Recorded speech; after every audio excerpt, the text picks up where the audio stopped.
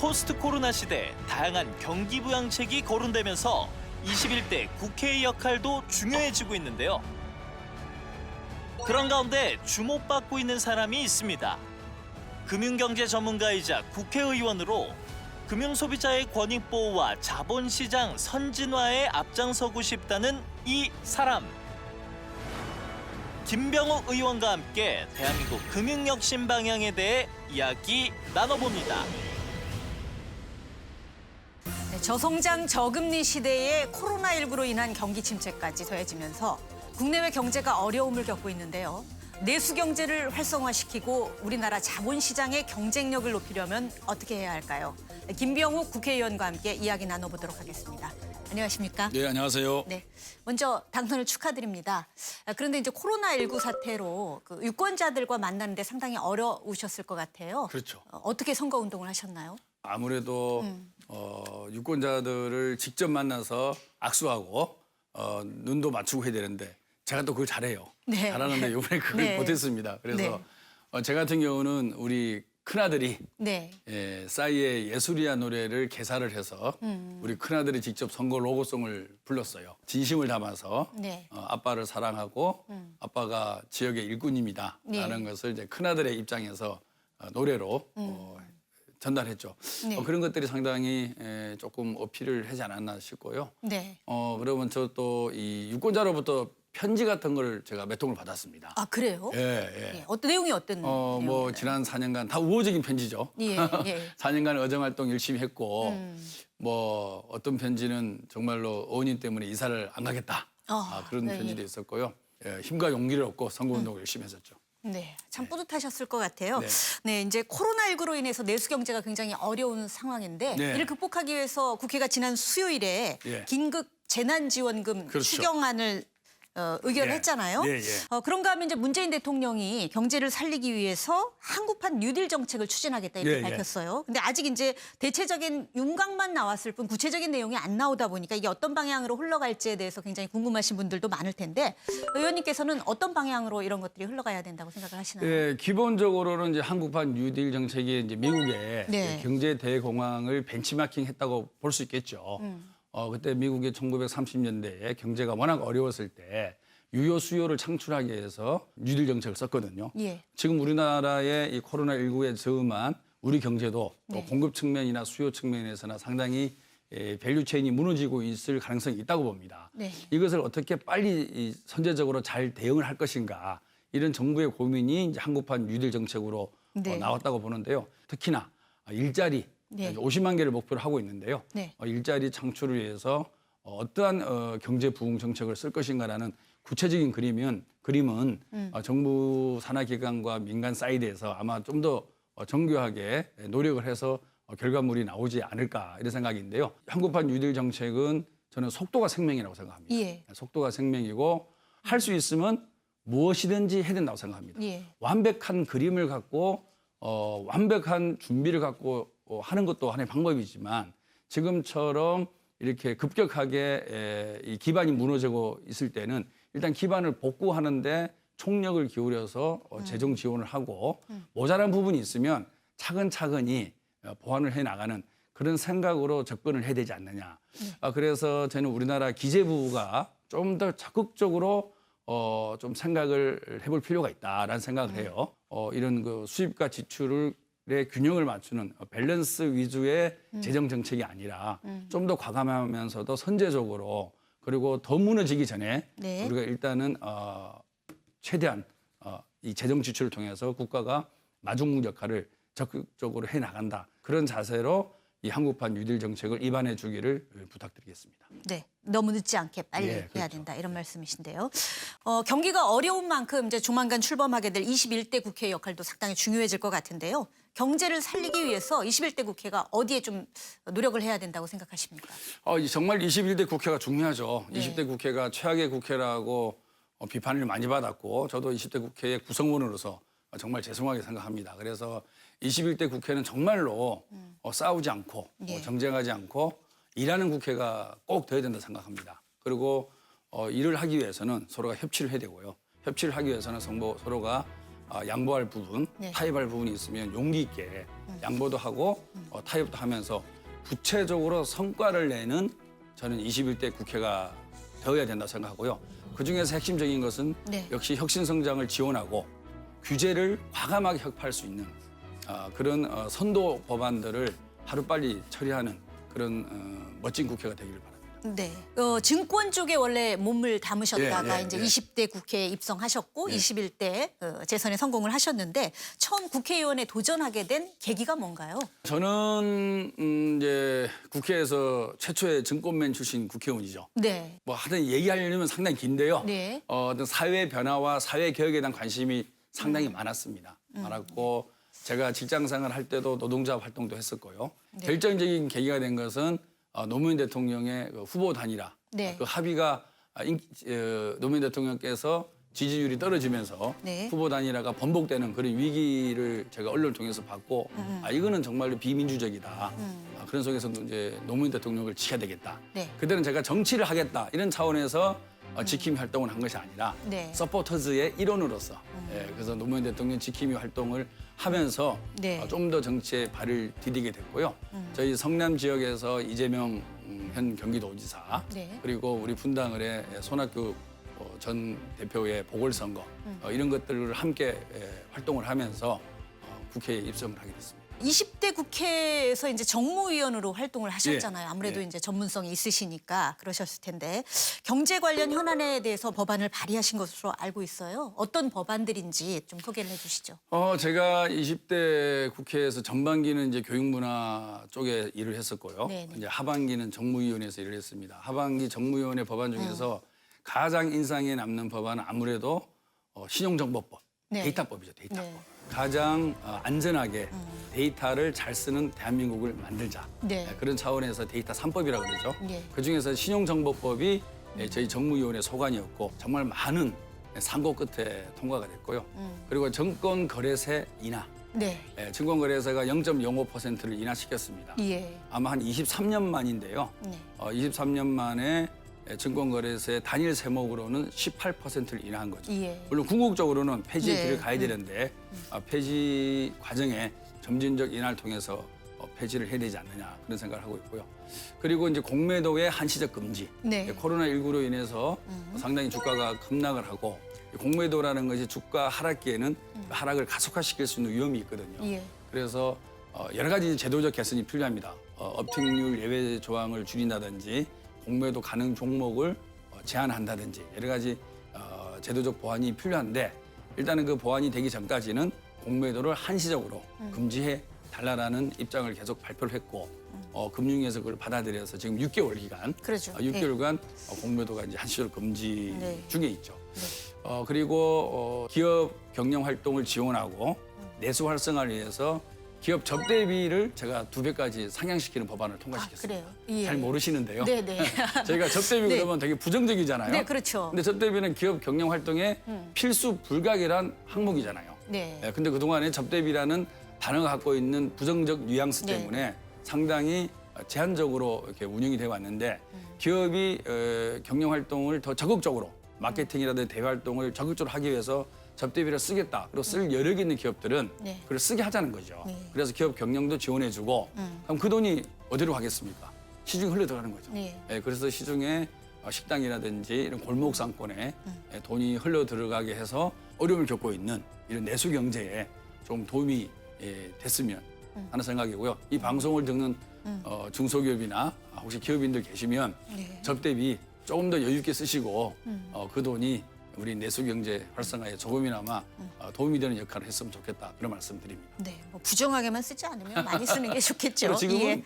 김영란법도 살아 있고요. 네네. 그리고 기업의 회식 문화도 많이 바뀌었지 않습니까? 네. 2차, 3차 네. 문화가 아무리 가자 그래도 직원들이 잘 안 따라가듯이 기업의 이런 그 문화도 많이 바뀌었기 때문에 예. 우리가 그 기존의 접대비를 인위적으로 눌러왔던 그런 요인들이 많이 사라졌다고 봅니다. 그래서 기업의 자율에 맞게끔 얼마든지 활성화되면 좋겠다 그런 생각을 하고 있습니다. 라임 자산운용의 펀드 환매 사태도 사실 일파만파죠. 뭐 네, 사기 네. 사건으로까지 흘러가고 있는데 정부가 이제 애초에 사모펀드 규제를 풀었다가 이제 다시 규제하는 쪽으로 지금 흘러가고 있어요.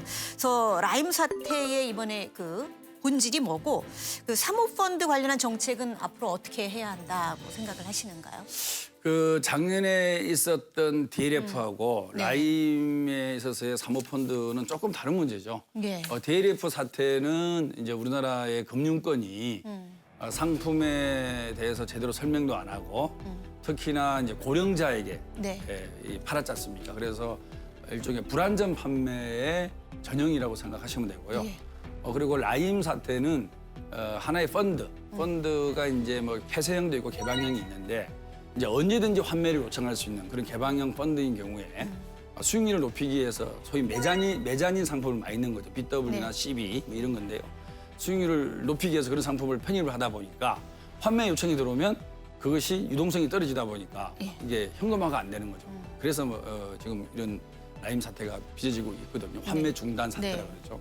그래서 그 두 가지는 분명히 좀 다른 내용인데 어찌됐든 이 사모펀드를 중심으로 일어난 문제다. 네. 그건 분명하죠. 네. 그래서 사모펀드에 대해서 어떻게 이것을 그러면 투자자 보호를 강화시키면서 또 사모펀드의 어떤 그 본질적인 순기능, 다시 말해서 시중에 여유 있는 자금을 흡수해서 그 돈을 갖고 이런 스타트업 기업이나 벤처기업이나 혁신 성장하는 기업에 자금을 조달해주는 그런 기능을 하자. 당연히 거기는 리스크는 따르는 거죠. 네. 또 수익은 더 높은 거죠.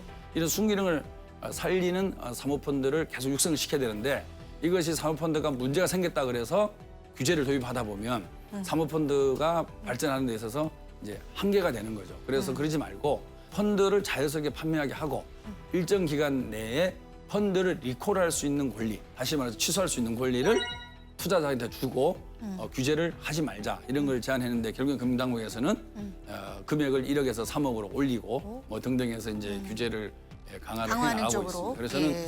지금도 우리나라의 국민의 재산의 70%가 부동산에 쏠려 있고 네.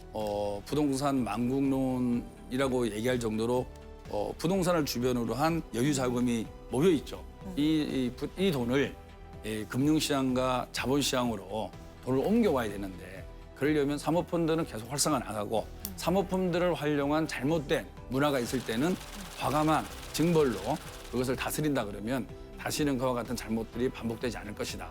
그런 생각을 하고 있습니다. 20대 국회에서 국회 출석률 100%를 달성하셨어요. 이게 이제 300명 국회의원 중에서 단 네. 4명뿐이었다고 네. 들었는데요. 앞으로 또 21대 국회에서는 또 어떻게 활동해 나갈 계획이신지 또 덧붙여 주시기 바랍니다. 제가 이제 20대 국회, 네. 지금 21대 이제 맞이할 예정인데요.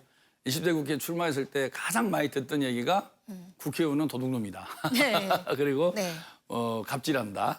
또는 뭐 화장실 들어갈 때 나올 때 다르다. 그리고 약속을 안 지킨다. 예. 이런 것들이 국회의원에 갖는 아주 부정적 그 이미지더라고요. 그래서 네. 제가 그 불씨를 해소시키기 위해서 네. 제가 국회의원이 된다 그러면 제 봉급의 50%를 4년간 반납하겠습니다. 그리고 예. 출석도 100% 하겠습니다.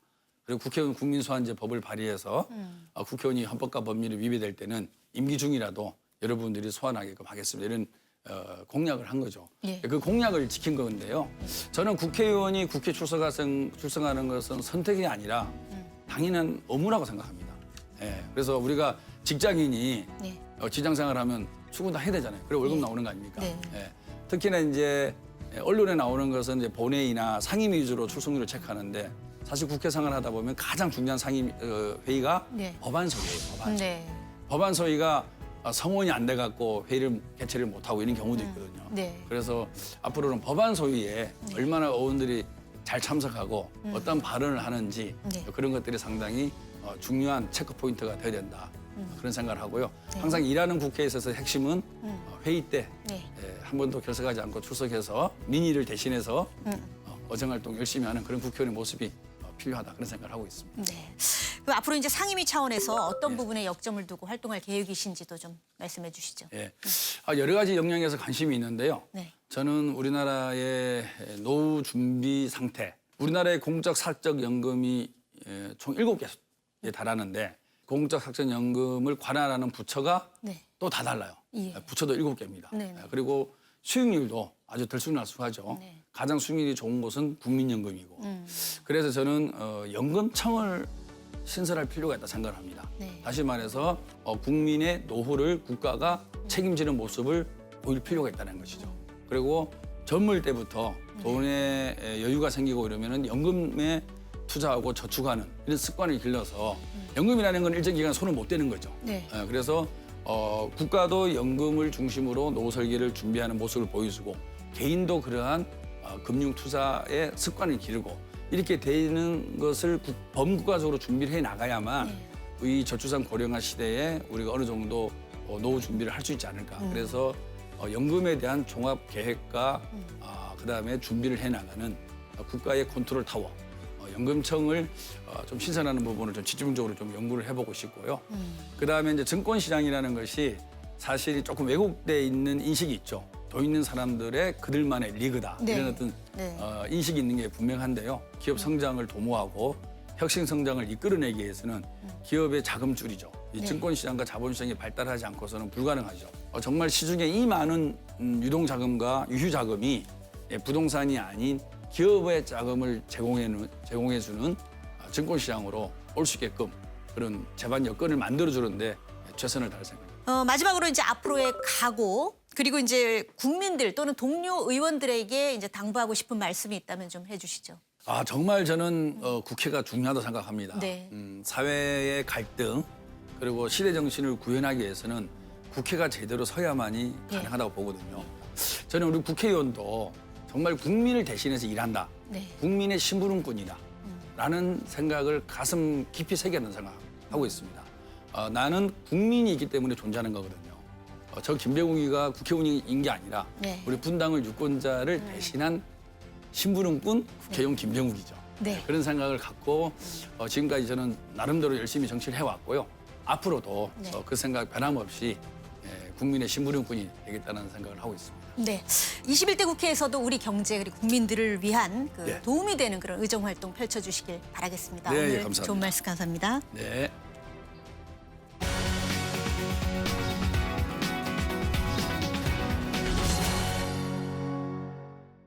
코로나19 여파로 대중교통보다 자차를 이용하시는 분들 많으시죠? 자가용을 자주 이용하는 만큼 주유비 부담도 크실 텐데요. 경차를 소유하고 있다면 유류세를 환급받을 수 있다는 사실 알고 계셨나요? 오늘은 주유비 부담을 덜어주는 유류세 환급 제도에 대해 살펴보겠습니다. 경차 소유주에게 유류세의 일부를 지원해주는 제도로 한 대의 경차를 소유했을 때 유류세를 환급받을 수 있는데요. 경차 외에 일반 차를 소유하고 있거나 2대 이상의 경차를 소유하고 있다면 지원 대상에서 제외됩니다.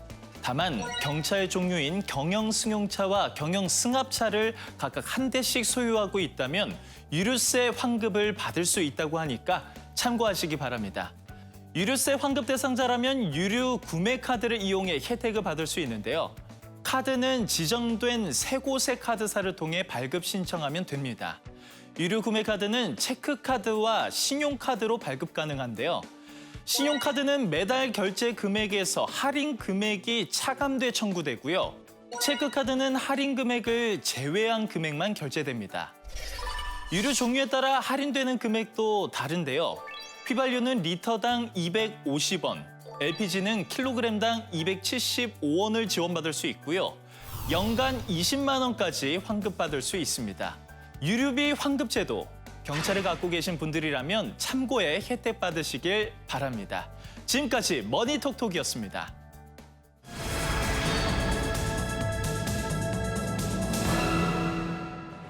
세계를 이어주는 항로이자 다양한 해양 자원의 저장고로 삶의 터전이 되는 바다.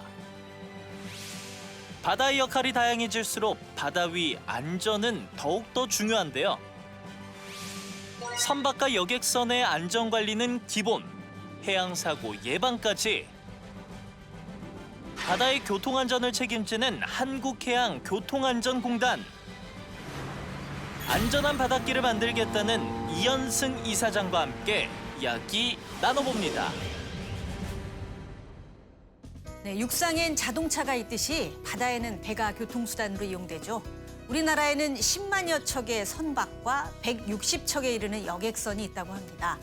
그렇다면 이 많은 배의 교통안전은 누가 관리하고 있을까요? 오늘은 대한민국 바다의 안전을 책임지는 이현승 한국해양교통안전공단 이사장과 이야기 나눠보도록 하겠습니다. 안녕하십니까? 안녕하십니까. 교통안전공단은 꽤 들어봤는데 한국해양교통안전공단은 좀 생소한 느낌이에요. 어떤 곳인지 좀 소개를 해주시죠. 한국해양교통안전공단은 국내 유일의 해양교통안전 종합관리기관입니다. 네.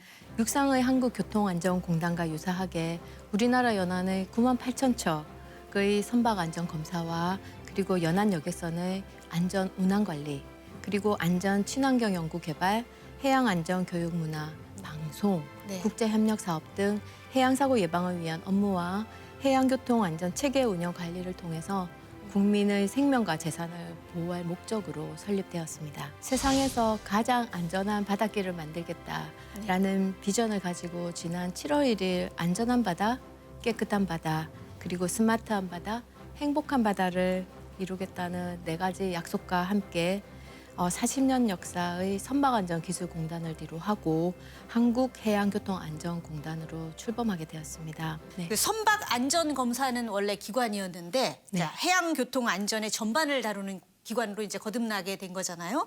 이사장님 임기 중에 이제 바뀌었다고 들었어요. 네. 중간에 이렇게 바뀌게 된 배경이 있었나요? 제가 공단에 부임하던 시점이 2017년 12월이었는데요. 네. 그때 국회에서 한국해양교통안전공단법을 발의하셨습니다. 네. 그때는 이제 새로운 그 해양의 안전을 전담할 수 있는 그런 전담 기관을 신설한다는 골자로 이렇게 의원 발의가 이루어졌는데요. 세월호 사고 이후에 그 국민들의 해양 안전에 대한 그런 그 요구가 굉장히 컸었고요. 네. 그럼에도 불구하고 해양 사고는 5년간 지속적으로 증가하고 있었고요.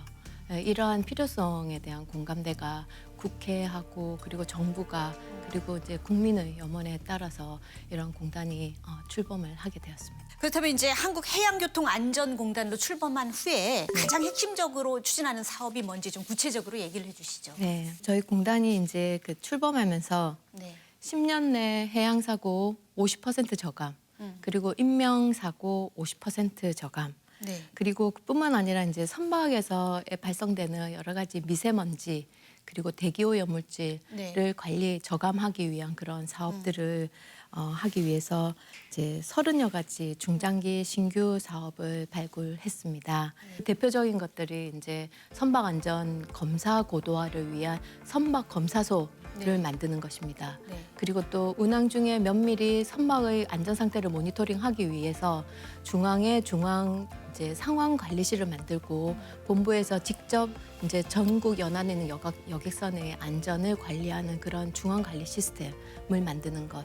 그리고 또 해양 안전 문화 고취를 위해서 국민들이 그리고 종사자들이 직접 체험장에 와서 해양 안전 의식 고취할 수 있는 그런 이제 시설을 갖추는 것, 인프라를 갖추는 것에 최근 많은 노력을 하고 있습니다. 그 안전을 위해서 문제되는 이제 규제들도 이제 바로잡고 계시다고 들었는데 그래서 이제 규제 혁신 우수 사례로 선정되기도 했다고 들었습니다. 이게 어떤 내용인가요? 규제 혁신 우수 사례로 선정된 3가지를 소개드리면은 네. 첫 번째는 이제 착용이 쉬운 어선용 구명이를 개발한 것입니다. 네. 조업 활동에도 굉장히 편리함을 주고요. 사고 시에 네. 그 체온을 오랫동안 이제 보존할 수 있는 그런 역할을 할 수 있기 때문에 훨씬 더 이제 인명 구조나 편리성에 있어서는 많은 역할을 한다고 생각하고 있고요. 네. 또 2번째는 육상용 소화기를 어선에서도 사용할 수 있도록 제도를 개선했습니다. 여러 가지 시험 검증을 통해서 육상용 이제 소화기를 사용하게 함으로써 비용 절감뿐만 아니라 이제 편리하게 구입할 수 있기 때문에 안전의 관점에서는 많은 개선이 되었다라는 생각을 하고 있고요. 네. 뿐만 아니라 10톤 미만 소형 어선의 신호탄유 비치 의무도 삭제되어서 불필요한 그런 규제가 최근에 많이 개선되고 있습니다. 사고가 발생하기 전에 예방하는 게 아무래도 가장 중요할 것 같은데 그래서 이제 만든 게 해양사고 예방센터라고 하는데요. 어떤 일을 하고 있습니까? 해양사고 예방센터는 제가 평소에도 작은 공단이다. 라고 얘기할 만큼 저희 공단에서 정말 중요한 일을 하고 있는데요. 네. 저희들이 이제 개발한 기술 연구 결과를 현장에 보급하기도 하고요. 또 이제 무상으로 저희가 검사하는 것 외에 선박이 평소에도 안전하게 잘 관리돼야 하기 때문에 직접 선박의 안전을 관리해주는 역할을 하고 있을 네. 뿐만 아니라 또한 이제 그 사고가 많이 나는 그런 노후된 선박들이 있습니다. 네. 그런 선박들을 지정해서 집중적으로 케어하는 케어십 프로그램이라는 걸 하고 있고요. 네. 최근에 이제 화재 사고가 많이 나고 있는데요. 네. 그래서 이런 이제 중소형 어선에 대해서 화재 경보 장치를 무상으로 보급하는 그런 사업들, 선박의 안전 관점에서 크게 이제 그런 업무하고 해양 사고 예방을 위한 그 이제 여러 가지 해양 안전 캠페인 네. 그리고 이제 홍보 활동 주로 이제 찾아가서 하는 그런 이제 업무들을 많이 하고 있습니다. 해양 사고를 줄이기 위해서 특별히 이제 추진하고 계신 사업이 있다면서요. 거제 대우조선 해양에서 네. 세계 최대 규모의 24,000 TEU 컨테이너 선박의 명명식이 있었습니다. 예. 우리나라는 사실 조선 해양 강국이고요. 또 선박 상선의 설계에 있어서는 거의 독보적인 이제 그런 위치를 차지하고 있습니다. 사실 이제 이러한 초대형 선박이 규모 면에서 이제 대형 선박이고요. 규모의 경제성으로 비용을 줄이고 그다음에 연료 효율성 고효율 친환경 선박으로 이제 사실은 이윤을 창출할 수 있는 그런 수단이 됩니다. 그래서 제가 그 명명식을 보면서 우리나라 어선은 사실 연안에 거의 7만 척 가까운 어선이 있고요. 이 어선 중에 이제 10톤 미만의 소형 선박이 그 중에 한 95%를 예. 차지하고 있습니다. 그래서 우리나라 어선도 안전과 이제 승선원의 복지를 보장하면서 어업인들의 수익을 창출해 기여할 수 있는 그런 형태의 새로운 어선 설계 플랫폼을 구축하면 좋겠다라는 네. 생각을 하게 됐습니다. 네. 어쨌든 해양수산부에서도 이 어선의 그 현대화에 대한 관심이 지대하고요. 그래서 수산정책실 내에 어선정책팀이 얼마 전에 어선정책과로 이제 그 승격되었고요.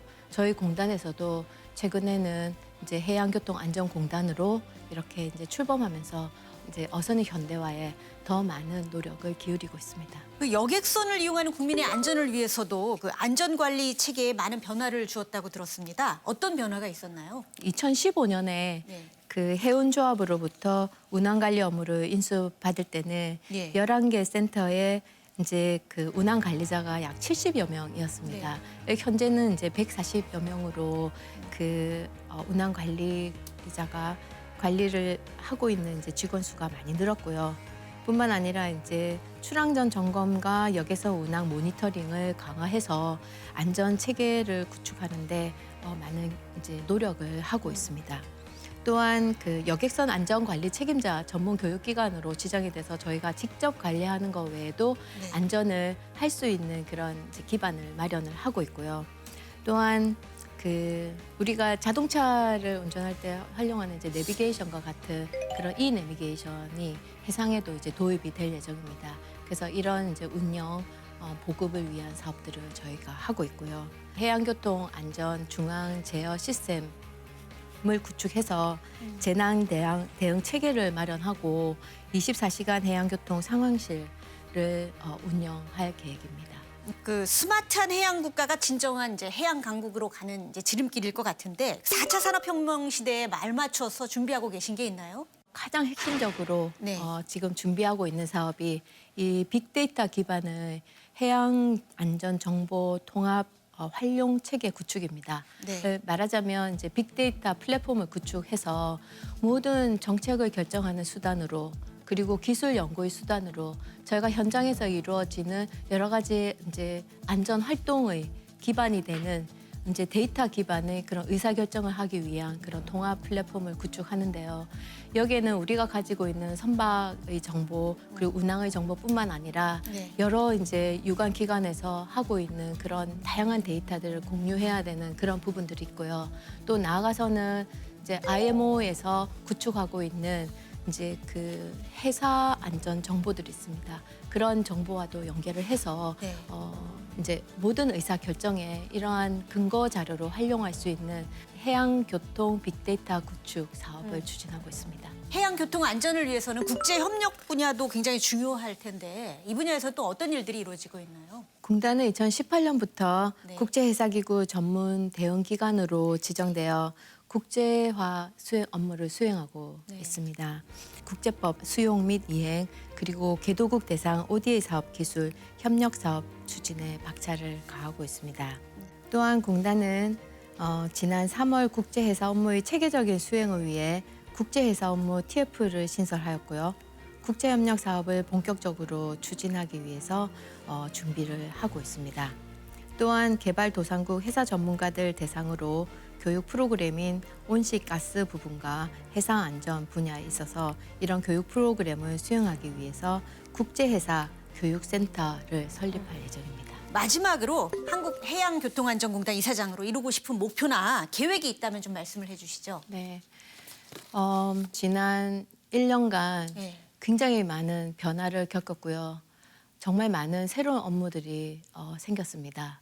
이러한 저희 공단의 이제 주어진 역할을 잘 수행하기 위해서 저희들이 발굴한 30여 가지 사업들이 있고요. 또한 이러한 사업들을 잘 이행하기 위해서 인프라를 구축하고 있습니다. 그래서 제가 이제 임기가 얼마 남지 않았는데요.